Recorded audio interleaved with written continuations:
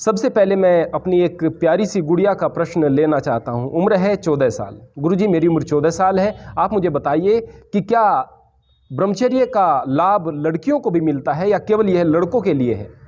मैं सबसे पहले अपनी इस प्यारी सी गुड़िया को कह देना चाहता हूँ, मेरी प्यारी बच्ची, सबसे ज़्यादा महत्व तो स्त्रियों में ही ब्रह्मचर्य का होता है, पुरुषों से भी ज़्यादा महत्व होता है। आप तो साक्षात माँ दुर्गा का स्वरूप हैं और यदि आप अपने आप को पहचानेंगी तो अपना इतना विकास कर सकती हैं जिसके बारे में मेरे पास शब्द भी नहीं है। इसके लिए हमने अपने YouTube चैनल पर एक वीडियो अपलोड की हुई है, उसका लिंक मैं डिस्क्रिप्शन में आपको दे दूंगा। आप वहां जाकर के इस वीडियो को देखिएगा। मैं इससे ज़्यादा आपके प्रश्न के विषय में यहाँ पर कुछ नहीं कहूँगा क्योंकि वहाँ पर मैंने अच्छे से समझाया है। दूसरा एक महत्वपूर्ण प्रश्न आया है, ब्रह्मचर्य से शरीर में वीर्य बनने की प्रक्रिया में कमी आती है या नहीं? निश्चित रूप से कमी आती है। यदि एक व्यक्ति प्रत्येक दिन वीर्यनाश करता है, जितना वीर्यनाश वो प्रत्येक दिन कर रहा है, यदि 1 महीने का जोड़ लिया जाए या 1 साल का जोड़ लिया जाए, क्या एक व्यक्ति के शरीर में कुल मिलाकर उतना वीर्य रह सकता है? बिल्कुल नहीं रह सकता। तो जाहिर सी बात है, आप वीर्यनाश कर रहे हैं तो जाहिर सी बात है वो ज़्यादा बनेगा भी। लेकिन उस बनने में एक तो आपकी क्वालिटी समाप्त हो जाएगी। क्वांटिटी में ज़्यादा बन रहा होगा, उसमें क्वालिटी समाप्त हो जाएगी, उसमें आपके शुक्राणुओं की संख्या घट जाएगी। दूसरी, आप यह भी बात समझें कि जो चीज़ जितनी बननी चाहिए शरीर में वो उतनी ही बननी चाहिए। यदि वह अधिक मात्रा में बन रही है तो वह आपके लिए अच्छी नहीं है, क्योंकि किसी भी चीज़ के बनने में ऊर्जा का क्षय होता है और सबसे ज़्यादा ऊर्जा का क्षय होता है वीर्य के बनने में। वीर्य जब बनता है तो वह बहुत सारे शुक्राणुओं को साथ में लिए हुए होता है जो बहुत सारे नए जीवों को, नए प्राणियों को जन्म दे सकते हैं। तो कितनी ऊर्जा का आपकी क्षय होता है।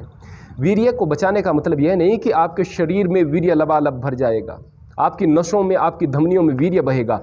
वीर्य की ऊर्जा आपके शरीर में बहेगी और जितना ही वह ऊपर की ओर जाएगी, निश्चित तौर पर आप लोग एक शक्ति का अनुभव करेंगे और आप अद्वितीय शक्तियों के स्वामी बन जाएंगे। इस विषय में हमारी वीडियो है, मैं उसका भी लिंक डिस्क्रिप्शन में दे दूंगा। और इस बात में कोई शक नहीं है कि आप वीर्यनाश करते हैं तो वीर्य ज़्यादा बनता है, लेकिन इसका मतलब यह नहीं कि आप वीर्यवान रहेंगे। एक व्यक्ति प्रत्येक दिन 1 सप्ताह तक यदि वीर्यनाश कर रहा है और एक व्यक्ति 1 सप्ताह तक ब्रह्मचारी है, तो उस सप्ताह के अंत में उस ब्रह्मचारी के शरीर में वीर्य की मात्रा क्वांटिटी में भी ज़्यादा होगी और क्वालिटी में भी ज़्यादा होगी और शरीर में ऊर्जा भी ज़्यादा होगी।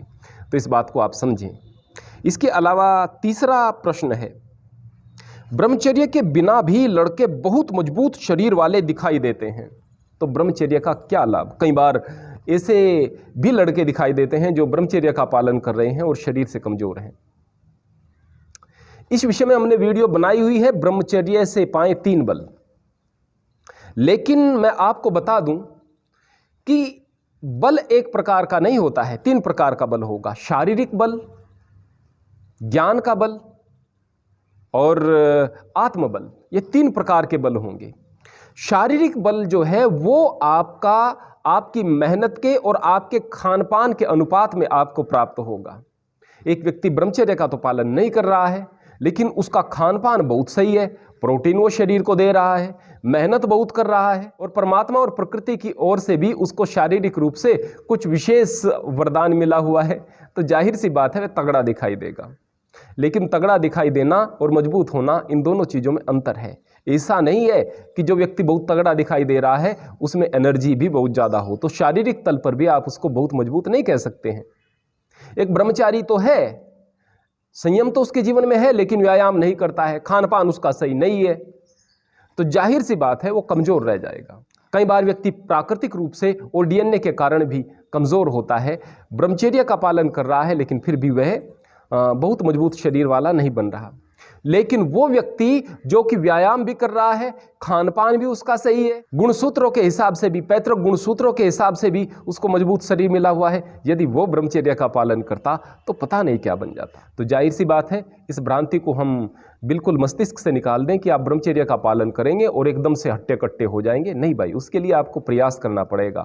हाँ, ब्रह्मचर्य का पालन अत्यंत महत्वपूर्ण है, इस बात को समझना होगा। जो व्यक्ति आपको आज तगड़े दिखाई दे रहे हैं, मजबूत दिखाई दे रहे हैं, अंत उनका भी बहुत बेहतर नहीं होगा और कई प्रकार की दूसरी समस्याओं का सामना उनको करना पड़ेगा। तो इस बात को आप बिल्कुल सही तरीके से समझ लें। इसके पश्चात चौथे नंबर पर एक प्रश्न है, ब्रह्मचर्य से नपुंसकता क्यों आ जाती है।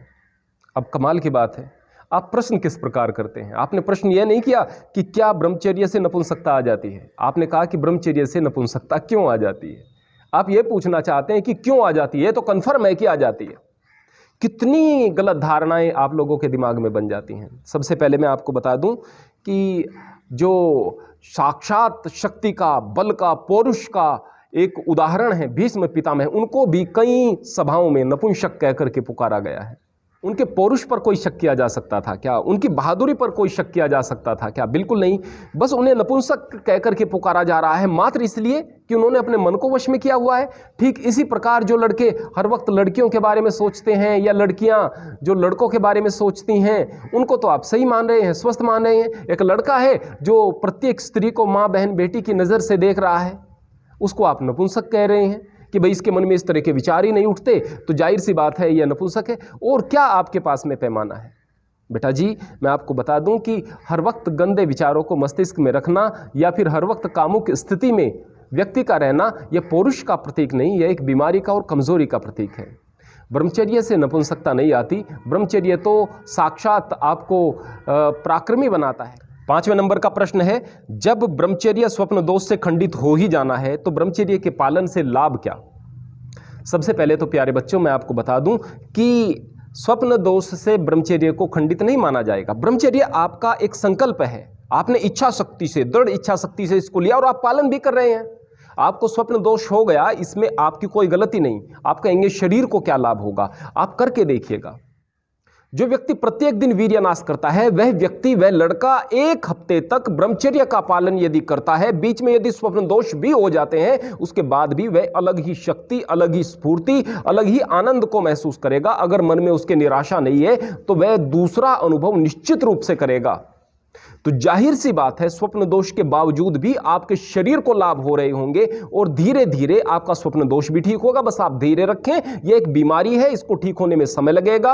हो सकता है महीने, 2 महीने, 3 महीने लग जाएं, हो सकता है साल, 2 साल लग जाएं, ठीक हो जाएगी। यदि आप वीर्यनाश करते रहेंगे तो न केवल आपका स्वप्न दोष बढ़ता चला जाएगा और भी अनेक बीमारियां आपको लग जाएंगी।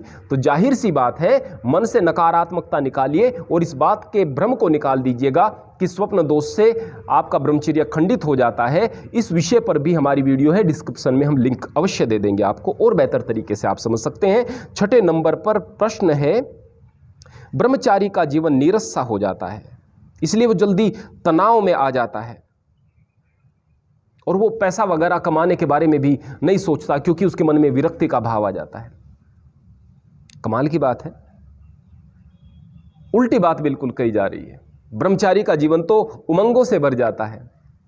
जिसको आप नीरस होना कह रहे हैं कि न तो उसका व्यर्थ के खेल में मजा आता है, ना ही व्यर्थ की मूवीज वगैरह देखने में उसका मजा आता है, ना वह किसी भी प्रकार की गंदी एक्टिविटीज जो आपकी हैं उसमें भाग लेता है। तो आपको लगता है कि इसका जीवन नीरस हो गया है, इसलिए तनाव में आ जाएगा। जितने भी व्यक्ति तनाव में दिखते हैं, जितने भी लड़के तनाव में दिखते हैं, उनमें से 90% लड़कों की जो समस्या होती है वह वीर्यनाश होती है, जिससे उसके शरीर में कमजोरी आती है, या फिर उसको उसके तथाकथित प्रेम में धोखा मिल जाता है, या फिर किसी भी प्रकार की अन्य नकारात्मकता आपके ब्रह्मचर्य नाश से जुड़ी हुई होगी।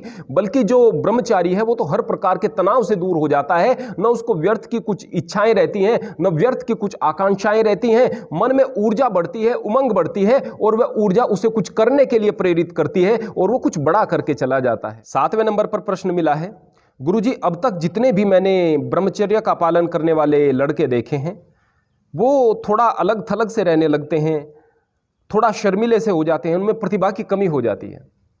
यह भी आपका वहम है।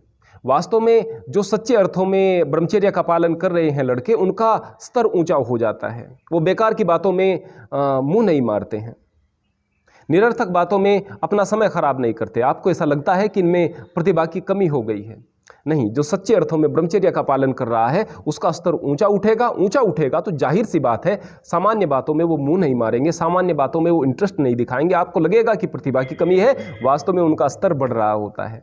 तो यह बिल्कुल एक मिथ्या और कोरी कल्पना है। 8वें नंबर पर, क्या ब्रह्मचर्य का लाभ 25 साल की उम्र के बाद भी होता है? सबसे पहले मैं आपको बता दूं कि ब्रह्मचर्य की जो सबसे बड़ी आवश्यकता होती है वह होती है किशोरावस्था में।